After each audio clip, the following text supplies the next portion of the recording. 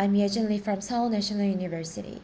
Today I'm going to present my work called Not All Neighbors Matter, Point Distribution Aware Pruning for 3D Point Cloud. This work is done with my colleagues at Seoul National University, Yonsei University, and Google under the advisement of Jae Lee and Hong-il Yoon. Recently, with the rapid advancements in capabilities of both computing and sensors, 3D point cloud has become a popular representation of scenes and objects, especially in the domains where 3D geometry information can greatly boost the task performance, such as autonomous driving, AR and VR, and robotics, and etc. To effectively extract useful information out of a 3D point cloud obtained from sensors, it is often voxelized to impose regularity on irregular 3D point cloud. Voxelization is partitioning the 3D space into structured grid of voxels as shown in the figure. In reality, since 3D point cloud itself is extremely sparse, there are many empty voxels in 3D space and they do not contribute to generating the output. Thus, 3D point cloud neural networks often utilize sparse 3D convolution layer that operates only on non-empty voxels and skip computations on empty voxels. So now let's look at how sparse 3D convolution operation works. Basically, given an input point cloud X where each point has its feature vector and a coordinate, this operation computes output point cloud Y where each point has output feature vector and a coordinate. Let's go through a simple example for a better understanding. Let's look how the output feature vector for output point 5 is computed when the weight size is 3 by 3 by 3.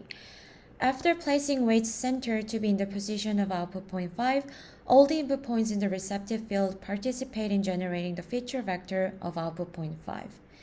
We call voxels in the receptive field as neighborhood voxels from now on, and the input points in the receptive field as neighbors from now on.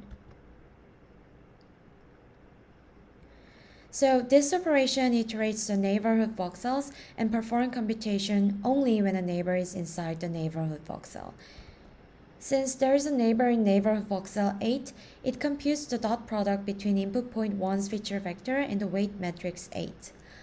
Also, there is a neighbor in neighborhood voxel 13, which is the center of the neighborhood, so it computes the dot product. Also, there is a neighbor in neighborhood voxel 18 and 26. It also computes the dot product and accumulate them. After computing all the non-empty neighborhood voxels for the output point 5, we get the final feature vector for the output feature 5. It repeats this process for all the output points in the output point cloud like this.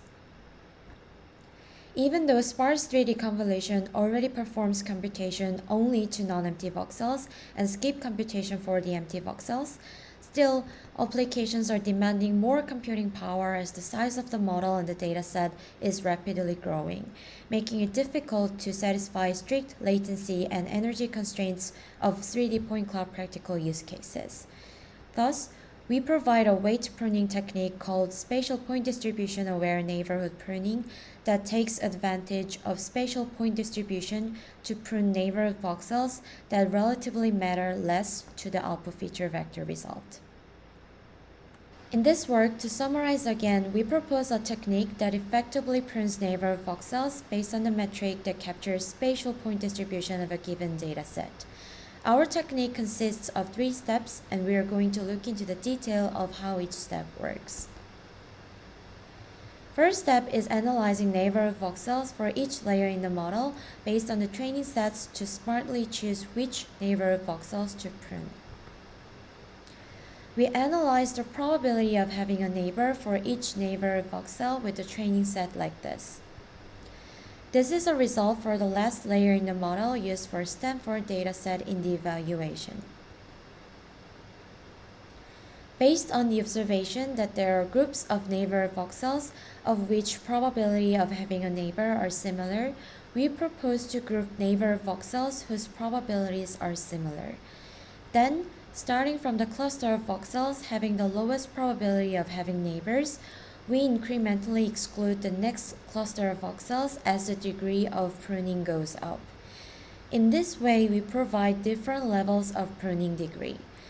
Note that we may have different shape for each degree for each layer since we analyze the probability of each layer in the model. The rationale behind our approach is that the chances of having a neighbor are dependent on spatial point distribution of the dataset. Since only the neighborhood voxels who have neighbors can participate in output feature computation, it is a great measure of how strongly the corresponding voxels contribute to the value of the output feature vector. In other words, we are compressing the spatial point distribution information into K to D probabilities and use them as an effective metric for reflecting spatial point distribution of the dataset and also determining which neighborhood voxels to prune.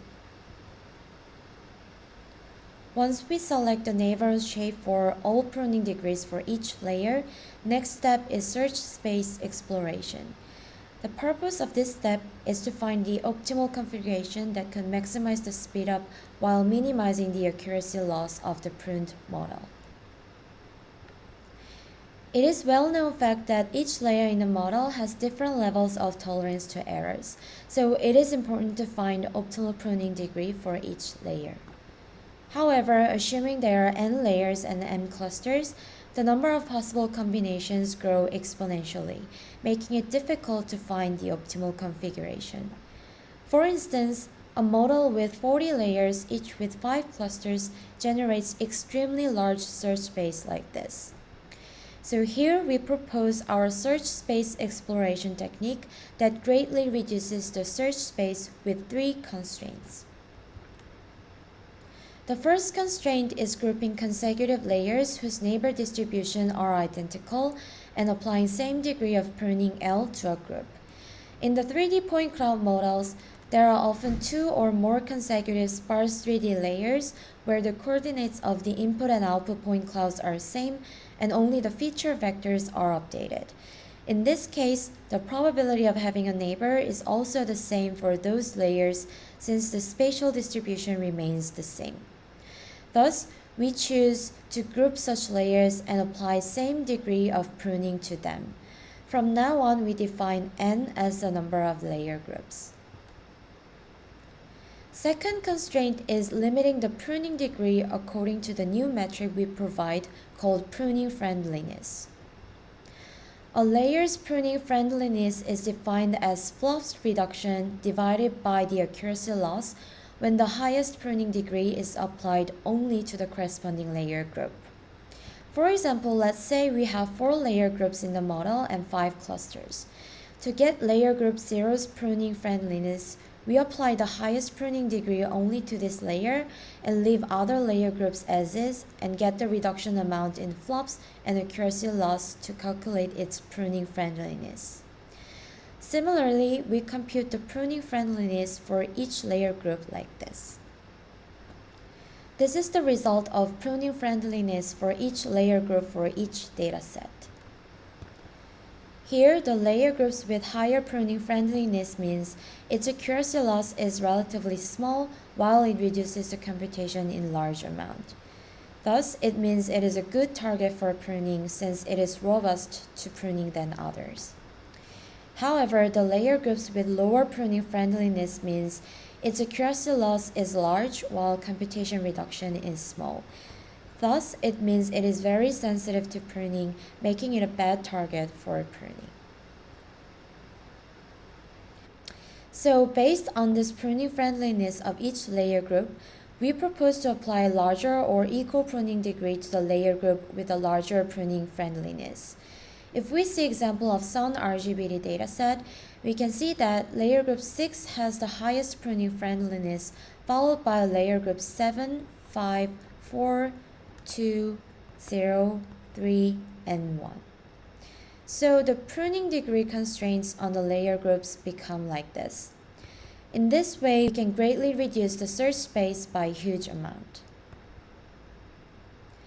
Third constraint is that we set the threshold T and skip more aggressive configurations than the current configuration if the validation accuracy of the current configuration is below the threshold. What we mean by more aggressive configuration here is as follows. Configuration A is more aggressive than configuration B only when every element of A is larger or equal to the corresponding element in B. Let's assume configuration A and B are given like this. As you can see, since every element of A is larger or equal to the corresponding element in B, we say A is more aggressive than B. However, if configurations are given like this, we can't say either of them is more aggressive than the other since it does not satisfy the definition. Now let's go through an example of how search space exploration works with these three constraints. First, it starts from the least aggressive configuration 0, 0, 0, 0. Note that elements in L are in order of layer groups sorted by descending PF values, so that layer groups with higher PF values are placed before layer groups with lower PF values. Then we get validation accuracy for the current configuration, and if it is above the predefined threshold, it moves on to the next configuration. Assuming several configurations pass the validation accuracy check, it repeats the same process. Let's say in this configuration, the validation accuracy dropped below the threshold. Then our search strategy skips configuration that is more aggressive than the current configuration like this, and resume from configuration 2200. Assuming it again failed to achieve the threshold at configuration 2210, it skips more aggressive configurations. Then it resumes the exploration from configuration 3000. Once again, it failed to achieve the threshold at 3100 configuration. It skips all the configurations that are more aggressive than this configuration. This is repeated until it reaches the most aggressive configuration, which is 3333 here. Once the exploration finishes, we identify Pareto frontier configurations in terms of accuracy loss versus speed up on the target device. Then it performs retraining with the configuration that achieves the most speed up among them. If this configuration fails to reach the original accuracy, we check a less aggressive configuration with the next largest speed up. We implement our technique to the three representative library that supports sparse 3D convolution called 𝗔𝗯𝘀𝘁𝗿 and torch sparse, and evaluate it for two configurations, lossless and lossy configurations. Lossless configuration means the configuration that reaches or exceeds the baseline accuracy metric after retraining, and lossy configuration means the configuration that shows 1% lower accuracy metric at maximum after retraining.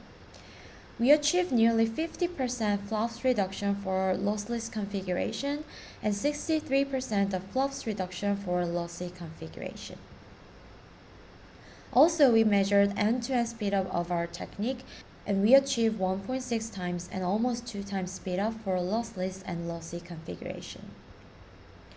Lastly, we also measured the normalized energy efficiency, and we achieved 1.7 times and 2.2 times energy efficiency improvement for each configurations. In summary, this work targets sparse 3D convolution operation, which is one of the key operations in processing 3D point cloud neural networks.